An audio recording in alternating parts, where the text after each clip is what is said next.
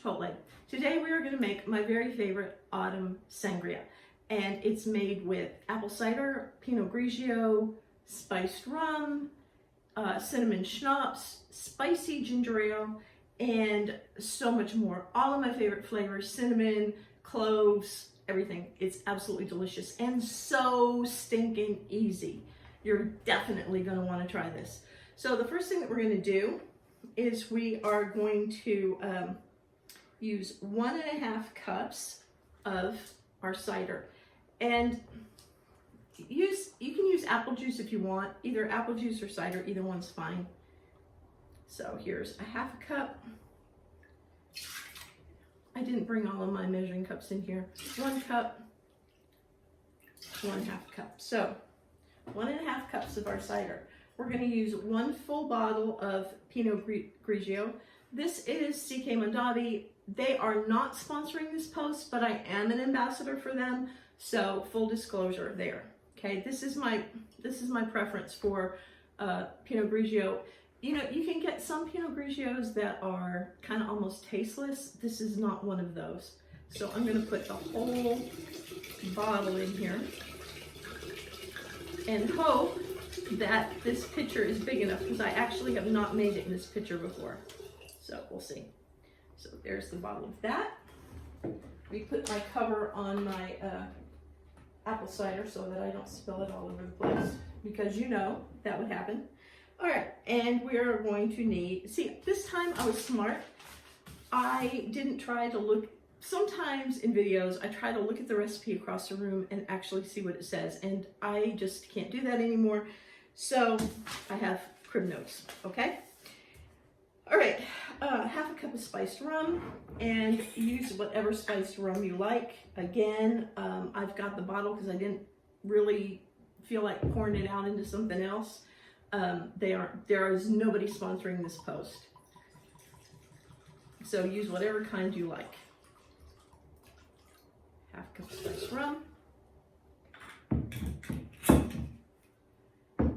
2 tablespoons of peppermint schnapps. Maybe more if you like it. If you like that cinnamon flavor that it brings, put a little more in there once you taste it, you know, and decide. All right. I usually put 2 bottles of this in there. It just kind of depends on you. Try 1 bottle and see how you like it, and then if you want more, by all means, add more. And some of that depends on the wine, because the wine, if it's like a kind of a sweeter Pinot Grigio, you're going to want less of the ginger ale, and you probably do club soda.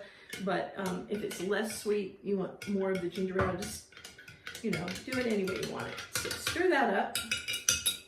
Now, usually I put the spices in cheesecloth so that I can just take it out really easy. But I happened to find out that I was out of 2 things just as it came time to do the video. One of the things was cheesecloth, and I'll tell you what the other one was in a minute. So I'm going to put in 2 sticks of cinnamon. Smells, oh my gosh, smells so good. 2 sticks of cinnamon. Whole cloves were the other thing that I forgot, that I didn't have when I thought I had it. It takes 1 teaspoon of whole cloves. I'm just going to put in, I just wanted to make sure those were closed. I'm just going to put in a couple of pinches of cloves, and it's going to make it a little bit cloudy, but I don't think anybody's going to mind. Definitely, it's better if you do this with whole cloves, because it doesn't get cloudy, right, from the powder. So we've got that. Now, y'all are probably going to think I'm crazy, but this is a guajillo chili. Guajillo chilies are spicy and sweet, and if you had to put a flavor profile on them, you would say that they tasted like a spicy raisin. I like to feel that burn in my mouth. If you are like me, put the guajillo chili in there. It doesn't add a weird flavor, but it does add a little spice overnight, okay? You're gonna take it out before you serve it, so nobody's gonna be the wiser. So then, once you do that, Make sure I have all my stuff in there. I do.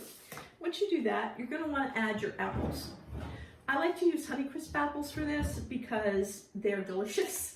If you prefer something with a little more tang, you can try the Granny Smiths will work in this. Macintosh will work in this. Anything really. But like I said, I just happen to like the Honeycrisp. So I'm going to cut the top off, and then I'm going to core it, and then I'm just going to cut it in rings. I am not going to peel it because I want the peel on because it will be pretty. All right, so I'm going to do that, and I'll be right back. Hey y'all, I'm back. I have cut the top off and cored 2 Honeycrisp apples. You can see kind of the size they are. Softball size. It doesn't matter. A little bit more, a little bit less isn't going to make a difference. So then what I'm going to do is I'm going to cut these in thin rings without cutting my fingers off. I will never do a video on knife skills, and that is because I don't have any. None. Okay. So we're going to take the rings and we're just going to drop them in there along with our guajillo chili. Some people put pears in, some people put cranberries in. You can do that. This is how I like it. I like it just with the apples and a little guajillo chili. So there's that. You can double this recipe for more people. What you would do is on the site, on the recipe card, if you hover your mouse over, or the little arrow over the serving sizes, you can move that up or down to get more or less servings. So if you double this, it will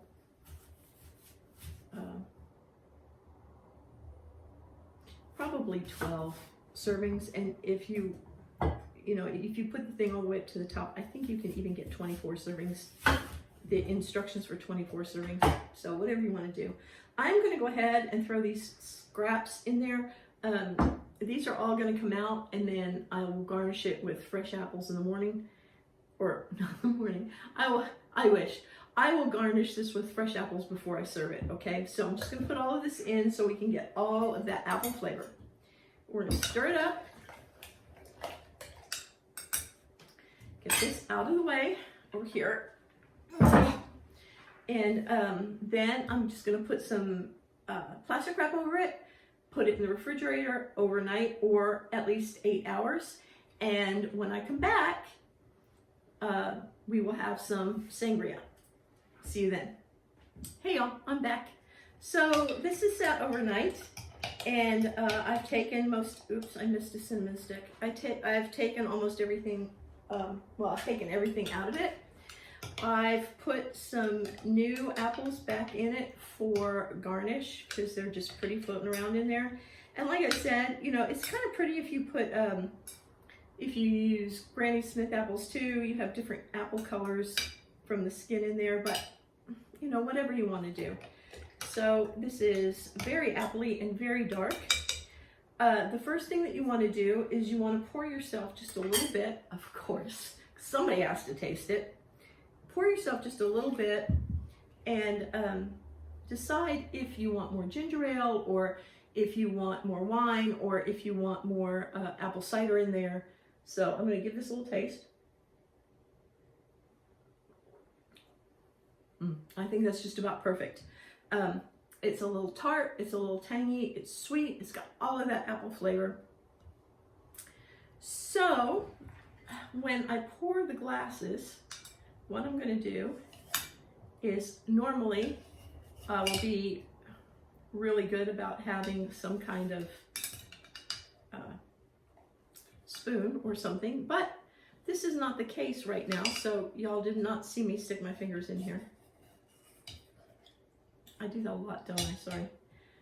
So you're just going to put those apple slices in there, break them if you need to get them in the cup that way, and maybe maybe a little apple on the outside, just for a little garnish. Or maybe we'll just put it in there.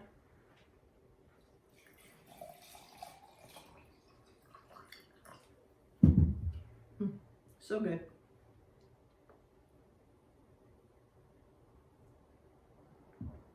This is the stuff, y'all.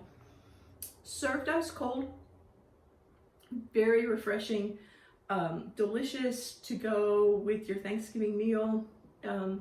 Before serving, while everybody's coming, offer them a glass of sangria. Or if you're like entertaining on the weekend, or if you just like to sit and watch Hallmark movies and drink sangria, I'm not going to judge you. So that's it. That's my apple cider sangria. I hope you try it. I hope you love it, and I'll see you later.